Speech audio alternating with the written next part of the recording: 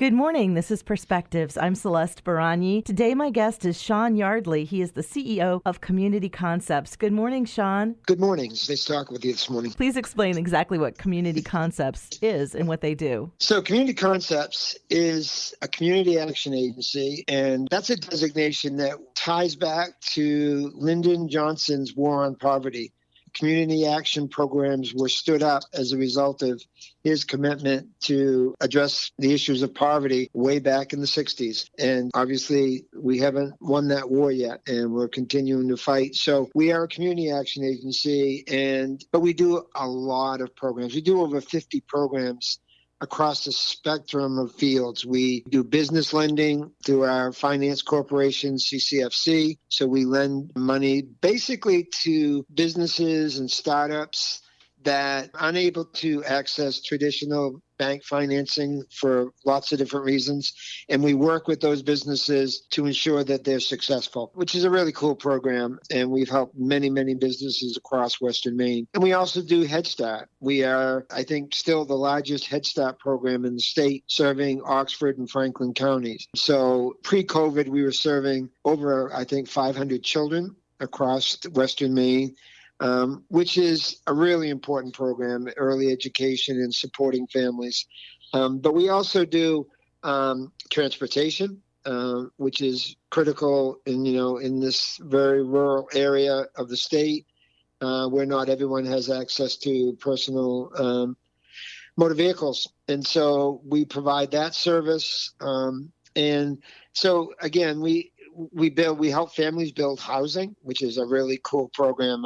It's called Self-Help, and we have families that build their own homes.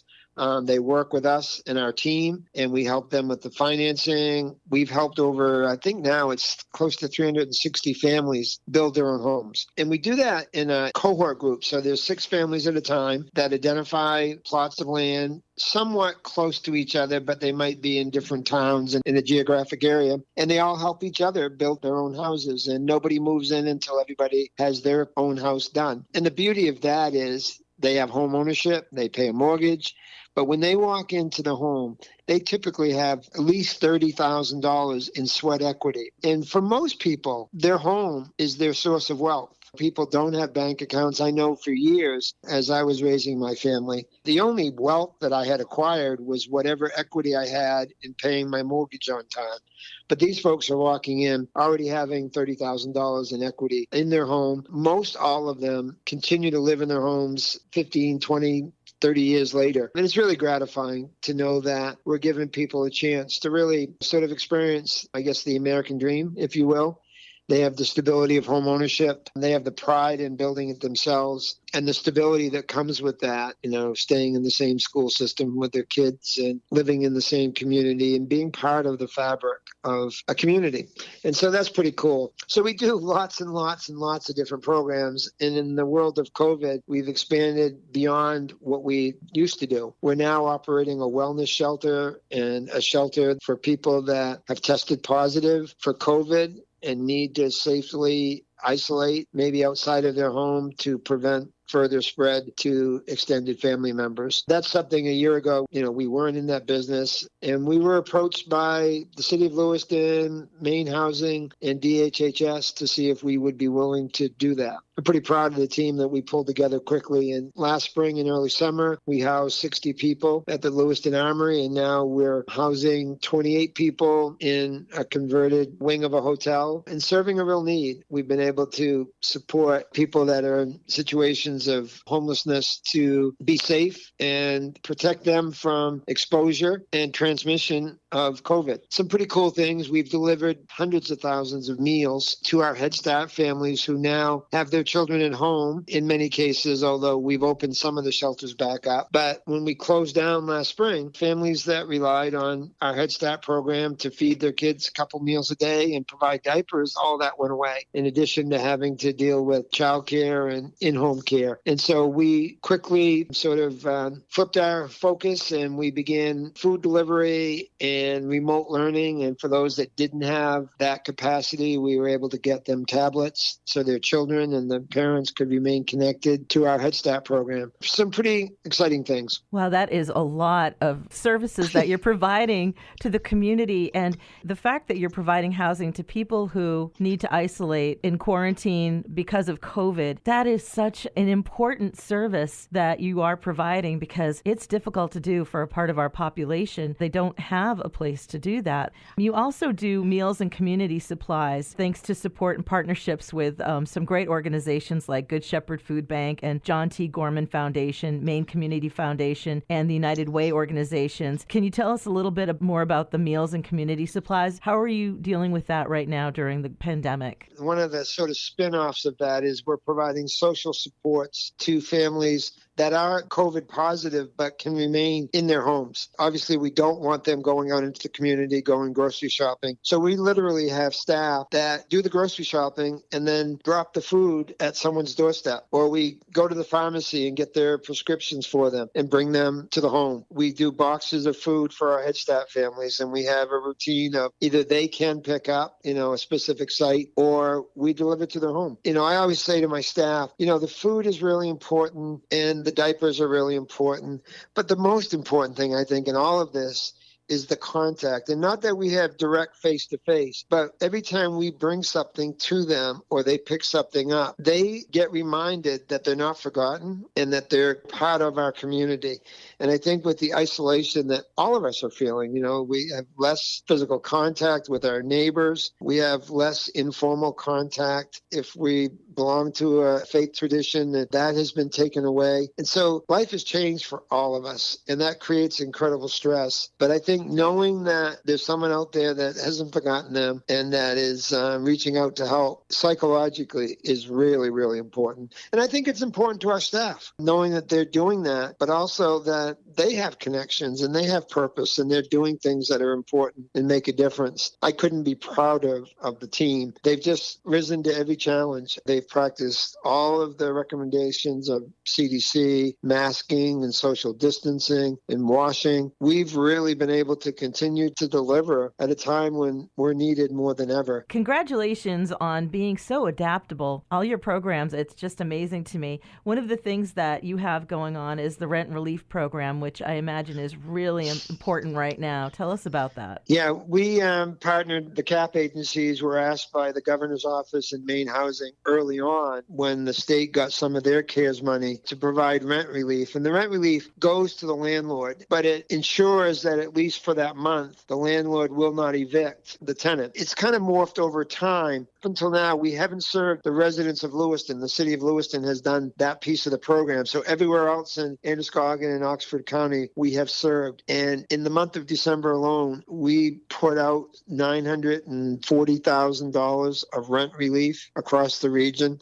And that keeps people housed. It keeps landlords who obviously need the income to pay property tax and maintain the buildings. It's a huge program, and the December federal package that was signed by the previous administration out of Congress is going to be bringing $200 million into Maine. Maine Housing is in the process of sort of standing that up, but community action agencies like Community Concepts will continue to be the primary vehicle for getting that rent relief out to people that need that. And that'll allow retroactive payments. So if you've fallen behind in your rent in the last 3 months, you could be eligible for additional funding as well as a couple months into the future. So that really is a lifeline, because obviously housing stability is critical, and you want people to stay in their own place and not double up and do the things that you might do in just purely economic hardship because you have the issue of COVID that's there. This has been a great program, and we're really excited. I think it's going to be high profile because we want to make sure that everybody that's eligible for this program takes advantage of it, and that the money stays in Maine and supports our communities and keeps people housed. But we were pretty impressed that that we were able to put almost $1 million out just in December for rent support. I think it changed the holidays for a lot of people. Speaking of things that are available that you want listeners to take advantage of, small business support through Community Concepts Finance Corporation connects business owners to PPP loan resources. That's important because some small businesses might not know how to take advantage of some of the things that are out there for them. That's a great point. In a normal time, our business advisors work with loan customers and help business startups to get sort of the backroom skills they need.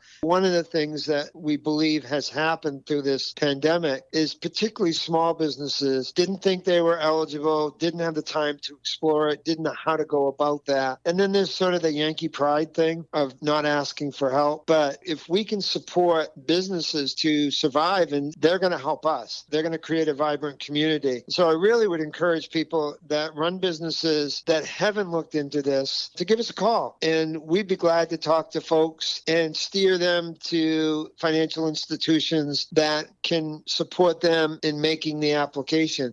Community Concepts did that as a nonprofit, and it was a lifesaver for us applying for the PPP. And what it did was it gave us confidence that we could continue to run some programs. And so we applied for that assistance, and we received it, and we've already learned from the federal government that our loan has been forgiven. And so one of the things that I would encourage small businesses to do, or any business, is if you are unsure and you've suffered losses because of COVID or your business plan has changed, to really check into it. You know, it's your money. It's taxpayer dollars that are being deployed to benefit not only the individual business that might receive it, but the whole sort of fabric of our communities. I mean, if you look at the hospitality industry, they're getting slammed. I haven't been in a restaurant, and my wife and I love going out to eat. You know, we've done some takeout as time has gone on, but for a long time we didn't even do that because we were afraid for ourselves. We were afraid for our family members. And so I feel a little bit guilty that I'm not able to support the restaurants in the way that I used to, or movie theaters. There's lots of businesses that have been hit particularly hard. Please reach out. You know, when we did the social support work with families that have tested positive for COVID, one of the things that we found is a lot of the families, they've never taken part in any of the programs that we offer for lots of different reasons. But some of those programs, those families would be eligible for. So as we do the work we're doing around meeting the immediate need, we're also opening their eyes to other things that might help them improve their situation, to give them some more stability. Our mission at Community Concepts is to help people become more self-sufficient, not become dependent on what we offer, but to support them at a critical time to help them move on. My wife and I had 3 children under 2, and we had twins. I worked for DHS. My wife was a kindergarten teacher, and we couldn't figure out how to make both of us work, and if we could find childcare for 3 children under 2. So we got WIC benefits, and it made a huge difference for us. And my wife stayed at home. And when the kids got a little bit older, we had a home child care program that she ran. You know, we took advantage of some programs in a way that supported us to be able to provide for our family. And those 3 children, one's a doctor now, chief of pediatrics, one's a principal of one of the poorest school districts in Maine, and they both work in Maine. And my oldest son went in the Peace Corps and has done international development and now is a lecturer at Harvard's Kennedy School. And I always talk about the benefits that I was given by the taxpayers through the WIC program made a difference in my life. And it allowed us at a time in our life to be able to meet all the needs that we had. My kids are paying that back big time in their public service, in the income tax that they pay, and just being good citizens. I talk about that because sometimes there's a negative stigma around asking or receiving help. The programs are there for a purpose. So I'm really proud of what we do. And we are not successful if we just give people something and allow them to be a little bit more comfortable in a poverty situation. Our job is to help them move beyond that. And I believe in that with all my heart, and really proud of the work that we do at Community Concepts. As you should be. How can your community support Community Concepts? The most valuable dollars for us are the dollars that come to us with no strings. We do a lot of grant programs for the state and federal government, and they're called, not to get too technical, but they're called zero-based. So if we underspend, we give money back. And if we overspend, we have to find that money ourselves. The donations that we get from the public are discretionary, and they're sort of the glue that holds all our dozens and dozens of grants together. Most of the programs we do, we can't make money on. There's a few. So donating and also volunteering. Volunteer drivers are one of our biggest assets, and they do get reimbursed for their mileage. And so we have a number of people, and a lot of times they're people that are semi-retired or on a pension or a disability, but they still want to contribute. And they have a good vehicle and they like to be around people. Some of them have driven over 1 million miles for us. All of that's on our website. One of the things that I always say to my staff when I do orientations of new workers is I'm the support staff. They're the ones that are doing the job. And so part of my job is to let people know of what we do and to make sure my teams have the resources to be able to meet the needs that come to our attention. Thank you, Shawn. And once again, the website for Community Concepts is ccimaine.org. Thank you, Shawn, for being with us this morning. Great information and great programs. Thank you for having me. I really enjoyed it. And anytime I would love to come back and dive into some of the programs that I've just touched the surface of. Absolutely. We'll do that. We've been speaking with Shawn Yardley, CEO of Community Concepts. I'm Celeste Baranyi. This has been Perspectives.